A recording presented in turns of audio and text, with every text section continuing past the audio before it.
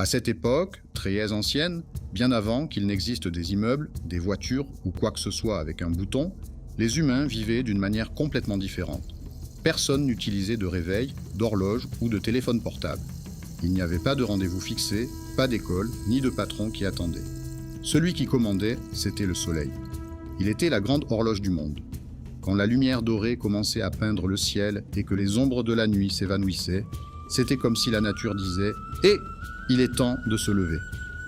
Même avec la fraîcheur de la nuit encore collée à la peau, les premiers humains étaient déjà réveillés.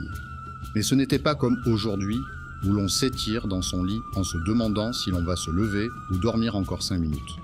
Non, ils se réveillaient avec le corps, avec l'instinct, comme quelqu'un qui sait qu'il a quelque chose d'important à faire, même sans pouvoir dire exactement quoi.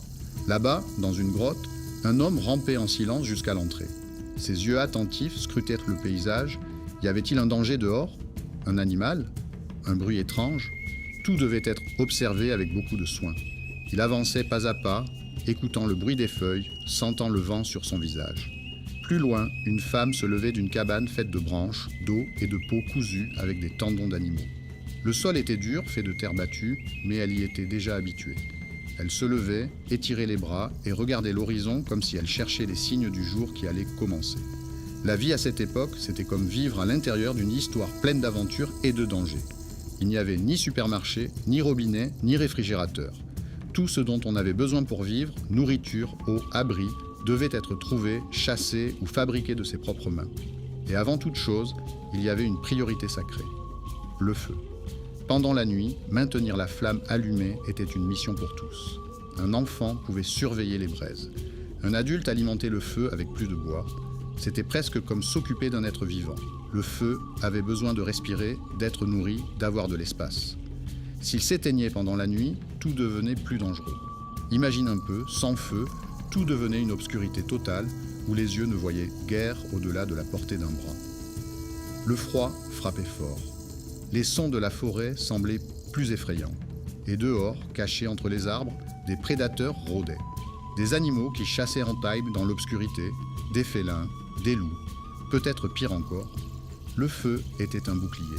Il tenait les bêtes à distance, réchauffait les corps, et plus encore, il était un signe d'espoir. Il montrait qu'il y avait de la vie ici, que ce groupe résistait, même dans un monde sauvage. En plus, le feu transformait la chasse en nourriture.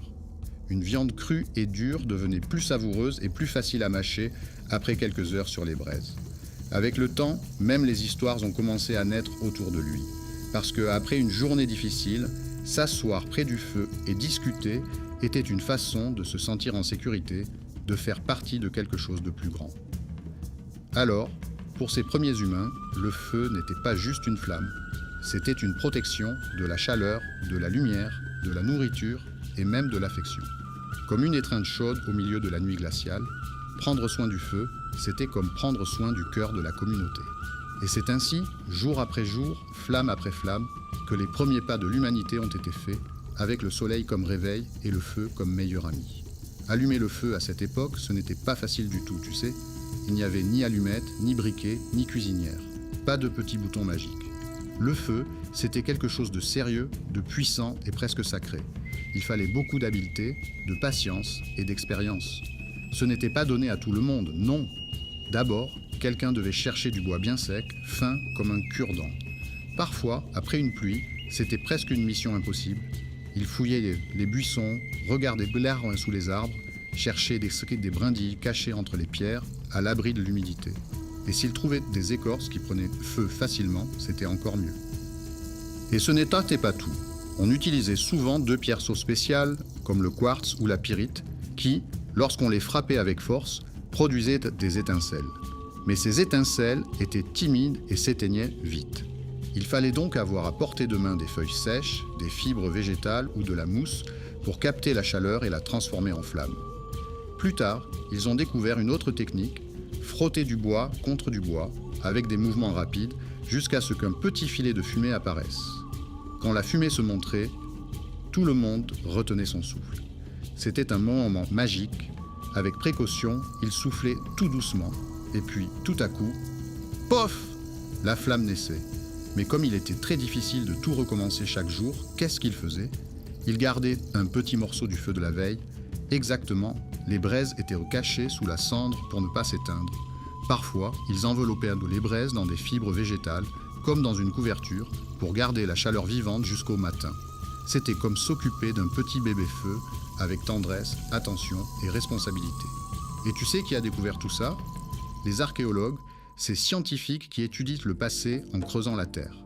Ils ont trouvé des restes de cendres anciennes, des morceaux de bois brûlés, des pierres taillées avec des traces d'utilisation. Ils ont découvert que maintenir le feu allumé était une tâche quotidienne et très importante. C'était plus qu'une technologie, c'était une question de vie ou de mort. Pendant qu'une ou deux personnes s'occupaient à des flammes, le reste du groupe se mettait déjà en mouvement et tout se faisait dans un silence respectueux, comme si chacun savait exactement ce qu'il avait à faire. Il n'y avait ni cri ni désordre. C'était comme si chaque matin était un rituel secret de survie. L'un des travaux les plus importants était de ramasser du bois. Mais ce n'était pas juste prendre n'importe quelle branche, non. Il fallait bien connaître la forêt, savoir où le soleil frappait, où l'humidité se cachait. Il fallait se souvenir quels arbres donnaient un bon bois, quelles branches se cassaient facilement et lesquelles ne servaient à rien. Et les enfants? Ils étaient toujours dans les parages, les yeux curieux, apprenant tout avec les plus anciens. Il n'y avait pas d'école avec tableau noir et cahiers. La forêt était l'école et les plus expérimentés étaient les professeurs. Pendant ce temps, un autre groupe se préparait à aller chercher de l'eau. Et ne crois pas que c'était juste marcher jusqu'au coin de la rue. Souvent, il fallait marcher pendant des heures, affronter des pierres, de la boue, des épines. Ils transportaient ce qu'ils pouvaient dans des calebasses séchées, des vessies d'animaux ou des pots cousus à la main avec de fines lanières de tendons. Chaque récipient était fabriqué avec soin, résultat de nombreuses tentatives et erreurs. Et non, la céramique n'existait pas encore. Pas de pot en argile ni de casserole. Cela n'allait apparaître que bien plus tard. Mais ça ne veut pas dire qu'ils n'étaient pas créatifs et ingénieux. Bien au contraire. Chaque solution, aussi simple soit-elle, mettait des générations à se perfectionner. Une découpe ici, un nœud là, et soudain, ils avaient inventé quelque chose qui fonctionnait. Et regarde, tout cela se passait avant même que quelqu'un pense au petit déjeuner. Il n'y avait ni pain, ni lait, ni café. Mais le groupe avait déjà dépensé de l'énergie, fait des plans et gardé les yeux grands ouverts pour comprendre les signes de la nature. Voir des empreintes au sol, peut-être un animal à chasser, sentir une odeur étrange portée par le vent, peut-être un prédateur, remarquer des fruits dans les arbres, c'était le moment de cueillir, voir des trous dans la terre, signe qu'il y avait des racines comestibles cachées. Rien n'était laissé au hasard, chaque détail comptait. Le monde autour d'eux était un livre sans lettres, et ils apprenaient à le lire avec les yeux, le nez, les oreilles et le cœur. Ah, et tu sais cette vieille image qu'on voit dans les dessins animés ou les films comiques, des hommes des cavernes tapant avec des massues et traînant les femmes par les cheveux? C'est une pure invention. La vraie vie était bien différente. Ils n'étaient pas bruts. Ils étaient observateurs, prudents, créatifs et solidaires. Ils devaient l'anneau aux lettres, car personne ne survivait seul. C'était le travail en groupe qui permettait à la communauté de tenir debout. Chacun faisait sa part, chaque geste comptait. Et au bout du compte, c'était cela qui permettait à la flamme de rester allumée. Pas seulement celle du feu, mais celle de la vie elle-même. Même en vivant dans un monde rempli de dangers, les groupes humains du temps du Paléolithique ne vivaient pas dans le chaos. Non. On pourrait croire que c'était crise et désordre, mais en réalité, il y avait de l'organisation, de l'entraide et beaucoup de travail d'équipe. Il n'y avait pas de chef qui commandait tout le monde tout le temps. Ce qu'il y avait, c'était du bon sens. Celui qui en savait plus sur un sujet aidait à guider les autres. Si quelqu'un connaissait bien le chemin dans la forêt, il devenait le guide. Si une autre personne savait où trouver de bonnes racines à manger, tout le monde s'arrêtait pour l'écouter. Et cela valait autant pour les hommes que pour les femmes. Tous pouvaient chasser, chercher de la nourriture, s'occuper du groupe. Et les enfants? Ils apprenaient les yeux grands ouverts, en observant tout et en aidant comme ils pouvaient. Ce n'était pas comme dans les écoles d'aujourd'hui, avec devoirs et maîtresses. Le professeur, c'était la vie, la nature, les plus expérimentés, et chaque jour était rempli de découvertes. Les décisions étaient moins pratiques, celui qui était le mieux préparé dirigeait sans dispute, sans orgueil. C'était comme dans une équipe, chacun avait un talent et tous ensemble formaient un groupe fort. Ce qui comptait vraiment, c'était le savoir, pas la force. Et tout changeait tout le temps, selon le climat, la saison ou même les animaux qui rôdaient dans les environs. Les jours de grand froid, le travail commençait tôt. renforcer les abris avec plus de branches et de peaux, compter les provisions, chercher tout ce qui pouvait produire de la chaleur. Et les jours plus chauds et tranquilles, c'était le moment de chasser, cueillir des fruits, ramasser des œufs, chercher des racines. C'était la nature qui dictait le rythme. Si le groupe vivait près de la mer, les marées faisaient office de réveil. Quand l'eau se retirait, ils couraient pêcher avec des filets faits à la main ou des pièges de pierre. Ils devaient être rapides et attentifs car la marée n'attendait personne. S'ils étaient dans des forêts très denses, le meilleur moment de la journée était le matin, quand on pouvait encore marcher sans se perdre ou se faire piquer par des insectes. Dans les savanes ou les espaces très ouverts, chaque pas était réfléchi. Ils observaient les animaux comme une danse sacrée, ils connaissaient les habitudes de chacun, les horaires, les chemins préférés. Tout se faisait avec beaucoup de respect et d'attention. C'est pour cela qu'on peut dire qu'il n'y avait pas de journée normale pour eux. Chaque jour était différent, plein de nouveaux défis. Mais malgré cela, certaines tâches revenaient maintenant toujours. Allumer le feu, aller chercher de l'eau, observer les alentours, planifier les prochaines actions, sauf que tout dépendait de ce que la nature permettait de faire. S'il avait plu pendant la nuit, le bois était peut-être mouillé et le feu ne prenait pas. Si un animal dangereux était passé près du campement, il valait mieux changer les plans et ne pas partir chasser de bon matin. Ils vivaient en harmonie avec tout, le ciel, le vent, les sons, l'odeur de la terre. C'était comme si la nature était une grande mère, parfois douce, parfois sévère, et ils devaient l'écouter avec tout leur corps. La vie au Paléolithique n'était pas facile, mais elle était remplie de sagesse, de coopération et de respect pour la vie autour d'eux. Et c'est peut-être pour cela que, même sans technologie, ils ont réussi à survivre si longtemps, parce qu'ils avaient donc ça compris qu'ensemble, ils étaient au centre plus forts. Si un enfant du groupe tombait malade, tout s'arrêtait, il devenait la priorité. Rien n'était plus important que de prendre soin de la vie. Car à cette époque, vivre était déjà un immense défi, et chaque personne comptait. Mais même avec toute cette course, ces peurs et ce travail, il y avait des moments de pause, des moments calmes, précieux, pleins de sens. Près du feu, avant de commencer la journée remplie de tâches, quelqu'un pouvait raconter une vieille histoire, se souvenir d'une chasse réussie ou enseigner comment faire un nœud avec une liane. C'était de petits instants, comme des sourires cachés dans la routine. Ces moments-là ne sont pas restés écrits dans des livres ni gravés dans la pierre, mais ils ont laissé des traces, des dents usées à force de mâcher des racines, des os portant des marques de guérison, des cordes fabriquées avec des plantes et des outils soigneusement sculptés. Tout cela montre que, même quand la vie était guidée par l'instinct et la survie, l'être humain était déjà un être rempli de curiosité, de créativité et de soif d'apprendre. Il était déjà quelqu'un qui aimait transmettre, discuter, être avec les autres. Il était déjà profondément humain. Et tu vois, ce n'était que le début de la journée. Une fois que tout le monde était réveillé, avait pris soin du feu et s'était organisé, le groupe se divisait. La mission la plus importante, trouver de la nourriture. C'était cela qui garantissait que tous allaient rester en vie, et forts. Certains partaient mères seuls, d'autres en duo, en trio ou même en groupe plus grand. Tout dépendait de l'endroit, de la saison et de la sécurité du moment. Les hommes adultes s'occupaient généralement des chasses les plus dangereuses, quand la cible était un grand animal comme un bison, un sanglier ou un élan. Chasser une bête de cette taille n'était pas facile. Cela demandait de la force, de la stratégie et du travail d'équipe. Une petite erreur et tout pouvait échouer. Mais cela ne veut pas dire que seuls les hommes chassaient, tu sais. Les archéologues, qui sont comme des détectives du passé, ont déjà découvert que les femmes savaient aussi manier des armes, fabriquer des pièges et chasser. Elles étaient très douées pour attraper de petits animaux comme des lapins ou des oiseaux et connaissaient très bien les endroits où trouver des insectes comestibles, des œufs et des racines cachées dans la terre. Cette idée que les hommes ne faisaient que chasser et les femmes que récolter n'est pas tout à fait juste. La vie était plus souple, plus adaptable. Tout le monde faisait ce qu'il pouvait, quand il le pouvait. L'important, c'était d'assurer la nourriture du jour, de prendre soin les uns des autres et d'avancer ensemble. À chaque lever du soleil, malgré tous les défis, le groupe montrait ce qui fait de nous des humains, prendre soin, apprendre, partager, raconter des histoires, s'adapter, survivre et ne jamais abandonner. Pendant que certains partaient en Pessac à la chasse, d'autres avaient une mission tout aussi importante, cueillir de la nourriture dans la forêt. Beaucoup de gens pensent que la chasse était la principale source d'alimentation, mais tu veux connaître la vérité? La plus grande partie de la nourriture venait de la cueillette.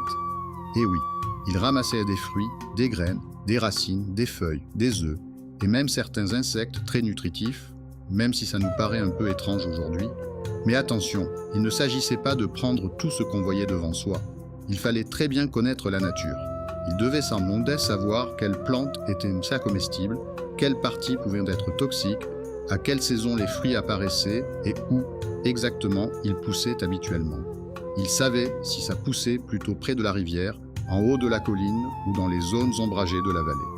C'était comme s'ils avaient une carte secrète de la forêt dans la tête. Et comment savaient-ils tout cela? Parce que ce savoir se transmettait de génération en génération. Les plus âgés enseignaient aux plus jeunes avec patience, comme s'ils racontaient les secrets d'un livre vivant appelé nature. Et tout cela s'apprenait sans livre, sans internet, juste avec les yeux, les oreilles et la pratique. Quand le soleil commençait à trop chauffer, le groupe faisait une pause. Ils allaient molles s'abriter sous les arbres, dans des grottes ou sous des tentes faites de branches et de peaux d'animaux. C'était le moment de se reposer un peu, mais aussi de travailler avec les mains. Là, à l'ombre, commençait une autre tâche très importante, fabriquer et réparer les outils. Et un son que l'on entendait beaucoup à cette époque, c'était le tac-tac des pierres qu'on frappait. C'était presque comme la musique de fond du monde ancien. Avec beaucoup de techniques, ils prenaient des pierres spéciales comme le silex, le quartz ou l'obsidienne, qui ressemblent à du verre noir, et les taillaient soigneusement jusqu'à obtenir des pointes très affûtées. Ils fabriquaient des lames, des grattoirs, des couteaux et des pointes de lance qui servaient autant à chasser qu'à couper du bois ou préparer la nourriture. Ce travail ressemblait à un art. Un mauvais geste, crac, et tout se cassait. Mais ceux qui étaient déjà experts pouvaient en fabriquer une lame en quelques minutes, et mieux encore. Ils savaient exactement quelle pierre utiliser pour chaque type d'outil, comme un chef cuisinier choisissant le bon couteau pour chaque coupe. Pendant ce temps, les chasseurs continuaient leur progression dans la forêt, attentifs à chaque bruit, chaque empreinte ou odeur. Et quand le soleil commençait à descendre, ils pouvaient revenir avec du gibier. Ou pas. Car même avec des pièges, des stratégies et beaucoup de savoir, la chasse restait toujours un pari. Parfois, tout se passait bien. D'autres fois, l'animal s'échappait. Et le groupe devait accepter cela et recommencer le lendemain. Mais une chose était certaine, chacun avait un rôle important. Chaque tâche comptait. Et même dans un monde plein de défis, les humains montraient-toi déjà qu'ils savaient observer, apprendre et vivre en groupe comme personne d'autre. Quand les chasseurs revenaient avec de la viande, alors là, le campement prenait vie. C'était comme si tout le monde savait qu'un moment important allait arriver. Ramener de la nourriture d'origine animale était une grande victoire, et personne ne restait à l'écart. Dès que le gibier arrivait, une véritable course contre la montre commençait. La viande ne pouvait pas rester là sans bouger, sinon la chaleur la ferait rapidement pourrir. Alors le groupe s'organisait, certains découpaient, d'autres triadaient les morceaux, chaque partie ayant une destination bien précise. Certaines portions étaient fumées, c'est-à-dire placées près de la fumée du feu pour mieux se conserver. D'autres allaient directement au soleil pour bien sécher. Les os étaient brisés à l'aide de pierres pour en extraire la moelle, une substance molle et très nutritive, pleine de graisse, qui apportait beaucoup d'énergie. Et tu sais ce qui est le plus incroyable? Rien n'était gaspillé. Absolument rien. La peau servait à fabriquer des vêtements et des abris, les tendons devenaient des fils résistants, les dents pouvaient se transformer en colliers ou en outils, et même les viscères avaient une utilité. Ils savaient tirer parti de chaque petit morceau. Pendant ce temps, ceux qui étaient partis récolter dans la forêt revenaient peut-être aussi, les bras chargés de sacs et de paniers remplis de fruits, graines, racines et feuilles. Mais beaucoup de ces plantes devaient être préparées avant d'être consommées. Certaines avaient des écorces dures à enlever. D'autres étaient écrasées avec des pierres jusqu'à devenir une pâte facile à utiliser. Et il y en avait aussi qui, si elles étaient mangées crues, pouvaient être nocives, voire toxiques. C'est pourquoi ils savaient exactement comment cuire, fermenter ou traiter chaque plante. Ce savoir était précieux, parfois il sauvait des vies. Et ce n'était pas tout. Tu crois qu'ils utilisaient déjà des plantes comme médicaments? Eh bien oui. Les scientifiques ont retrouvé des traces de plantes médicinales dans les dents de personnes du Paléolithique. Cela montre qu'ils comprenaient déjà que la nature pouvait soigner et protéger, en plus de nourrir. Et comme tout était fait à la main, les outils devaient aussi être toujours prêts. Entre deux tâches, le groupe préparait ce qui était nécessaire. Paniers à tresser, cordes en fibres végétales, vêtements cousus avec des aiguilles fabriquées à partir d'os pointus. C'était un mélange de force, de patience et de grands soins. Au final, ce qu'on appelle simplement manger était en réalité un ensemble de savoirs et de tâches interconnectées, réalisées en groupe avec attention, pratique et intelligence. Car dans le monde ancien, se nourrir était un art et aussi une leçon de survie. Tu savais qu'à cette époque, même les moments de repos étaient pleins de travail? Eh oui, après une journée bien remplie à chasser, récolter et préparer la nourriture, il fallait encore réparer les affaires. Imagine un peu, une chaussure en cuir qui se déchire, pas question d'attendre, la pointe d'une lance qui se détache, il faut la réparer. Un sac qui commence à se défaire, vite, il faut le recoudre. Ces petits travaux de réparation se faisaient sur place pendant les pauses, avec calme et concentration. Et il ne s'agissait pas seulement de réparer. Parfois, ils en profitaient pour inventer aussi. Ils prenaient des branches, des morceaux d'os, des pierres tranchantes, et fabriquaient de nouveaux outils utiles avec ce qu'ils avaient sous la main. C'était un peu comme un jeu de construction, mais avec une touche de survie. Mais le plus fascinant, c'est que, même avec tant de choses à faire, ils créaient aussi de l'art. Oui, de l'art. Ils dessinaient sur des pierres, gravaient des motifs sur des morceaux de bois, marquaient billades des eaux, ou laissaient même des empreintes dans de l'argile mouillée. Aujourd'hui, on appelle cela art préhistorique. Mais à l'époque, c'était simplement une manière de s'exprimer, de raconter une histoire, de laisser une trace de ce qu'ils vivaient et voyaient autour d'eux. Quand la fin de l'après-midi approchait et que le ciel commençait doucement à s'assombrir, le groupe se rassemblait de nouveau. Peu à peu, tous revenaient vers leurs abris, ramenant ce qu'ils avaient réussi à obtenir au cours de la journée, et alors, comme dans un rituel silencieux, tous se réunissaient autour de la chose la plus importante de toutes, le feu. Le feu était le cœur du campement. Il apportait chaleur, lumière, sécurité et aussi union. Là, près des flammes dansantes, naissaient des discussions, des histoires, des apprentissages et même des moments de silence, à simplement écouter le son de la nuit qui arrivait. D'ailleurs, si tu trouves tout ça incroyable, et que tu veux en savoir encore plus sur la manière dont les premiers humains vivaient vraiment, continue de suivre ce contenu. Ici, on parle de la vie du passé, sans fantaisie, sans exagération, mais avec beaucoup de respect et de curiosité pour tout ce que nos ancêtres ont traversé. Parce que comprendre le passé, même le plus ancien, c'est une façon de mieux se comprendre soi-même. Tu penses que, quand la nuit tombait, tout le monde allait directement dormir? Pas du tout. La nuit était aussi un moment spécial, rempli de choses importantes qui unissaient tout le monde. Dès que le ciel devenait sombre et que les étoiles apparaissaient, les gens se rassemblaient autour du feu, qui était comme le cœur du village. Il réchauffait, illuminait et surtout rassemblait les personnes. C'était là, avec la viande grillant sur les braises et les fruits triés avec soin, que le groupe se connectait vraiment. Manger ensemble, ce n'était pas seulement apaiser la faim, c'était montrer que chacun comptait, que tous s'aidaient, qu'on veillait les uns sur les autres. C'était une manière de dire « tu es important ici ». Et pendant que la nourriture cuisait, les voix commençaient à raconter des histoires.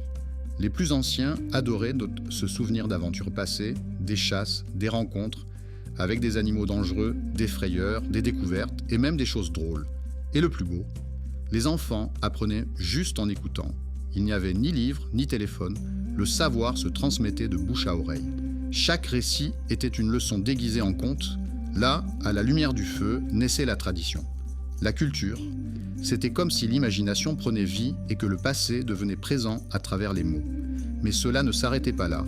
Parfois, quelqu'un prenait une pierre ou un morceau de charbon et se mettait à dessiner sur la paroi d'une grotte. Tu imagines? Des animaux en train de courir, des empreintes de mains, des symboles mystérieux. Tout cela réalisé à la lumière du feu. Et dans certains endroits, comme dans les grottes de Lascaux ou de Chauvet, on a même retrouvé des instruments de musique fabriqués avec des os. Cela montre que la musique faisait déjà partie de la vie. Imagine-toi là, écoutant une histoire incroyable avec le son doux d'une petite flûte en os en fond et la lumière du feu dansant sur le visage des gens. C'était magique. C'était profondément humain. Et ainsi, dans le silence de la nuit, sous les étoiles et avec le feu qui crépitait, nos ancêtres créaient des souvenirs, transmettèrent leurs connaissances et prenaient soin les uns des autres. Tout cela bien avant qu'il n'existe des écoles ou des livres. Tu sais quand on tape des mains, chante ou danse pour s'amuser? Les anciens humains faisaient ça aussi, mais pour des raisons bien plus profondes. Ils utilisaient probablement des sons, des frappes de pierre et des chants simples pendant des rituels, des danses ou à des moments particuliers. Il n'existait pas encore de religion comme on la connaît aujourd'hui, mais on peut deviner qu'ils essayaient de comprendre le monde et ressentaient peut-être une connexion magique avec la nature autour d'eux. Mais quand la nuit tombait, ce n'était pas seulement pour s'amuser, c'était le moment de veiller les uns sur les autres. Les petits-enfants, les personnes malades ou plus âgées avaient besoin d'une attention particulière. Et regarde comme c'est touchant. Des archéologues ont déjà trouvé des ossements de personnes avec des blessures graves, comme des fractures ou des maladies, qui ont survécu pendant des années. Cela veut dire que le groupe aidait, protégeait, personne n'était laissé de côté. Là-bas, chaque personne comptait, non seulement pour chasser ou porter des choses, mais parce que tout le monde faisait partie d'une grande famille. Même l'endroit où ils dormaient était organisé avec soin. Près du feu, on retrouvait les outils du jour, les aliments récoltés, les vêtements en peau qui séchaient et les objets importants. Autour, des espaces pour se reposer et même des coins où l'on jetait ce qui ne servait plus. Même sans murs, chambres ou portes, ils savaient très bien où placer chaque chose. C'était une manière de se protéger, de garder tout en ordre et de rendre l'abri plus sûr et confortable. Et le plus incroyable, l'apprentissage se faisait tout le temps. Il n'y avait pas d'école, mais cela ne manquait pas. Les enfants apprenaient simplement en observant les plus anciens, en posant des questions, en répétant les gestes. Comment aiguiser une pierre pour en faire un couteau? Comment tresser une corde solide avec des plantes? Comment savoir si une racine est toxique ou non? Tout cela était transmis de génération en génération, comme un jeu d'imitation rempli de sagesse. À cette époque, personne n'était trop jeune ou trop vieux pour apprendre. La vie elle-même était l'apprentissage et chaque jour apportait une nouvelle leçon à ceux qui savaient observer. Dès leur plus jeune âge, chacun apprenait à se débrouiller seul, mais aussi à aider les autres. Personne n'était là pour faire joli. Même si on pense qu'ils vivaient isolés, les humains de l'époque des cavernes se rencontraient et échangeaient. Tu sais ce que les scientifiques ont découvert? Des coquillages marins retrouvés très loin de la mer. Cela montre qu'ils voyageaient, rencontraient d'autres groupes, échanger des objets, des idées, des histoires, et peut-être même faisaient des rituels ensemble. Imagine un peu, ce n'était pas juste un petit groupe perdu dans la forêt, c'était tout un monde de personnes connectées, sans téléphone portable ni route. Pour vivre à cette époque, il fallait savoir faire plein de choses. Chasser, cueillir fruits et racines, fabriquer des outils en pierre, soigner les blessés, comprendre le climat, planifier la journée, et encore s'adapter quand tout changeait. Ils respectèrent pour la nature et utilisaient tout avec sagesse. Rien n'était gaspillé. Et le plus fou, ils faisaient tout ça sans machine, sans métal, sans ferme, sans technologie moderne. Pas de tracteur, pas de frigo, pas de GPS. Et pourtant, ils ont survécu pendant des milliers et des milliers d'années. Bien plus longtemps que n'importe quel empire ou pays célèbre apparu plus tard. Si tu as aimé découvrir la vraie vie des premiers humains, abonne-toi à la chaîne. On va continuer à explorer ce monde ancien de manière claire, amusante et pleine de curiosité. Laisse ton like, partage avec ceux qui aiment l'histoire et on se retrouve dans la prochaine aventure à travers le temps. Merci d'avoir regardé et à bientôt pour un nouveau voyage dans le passé.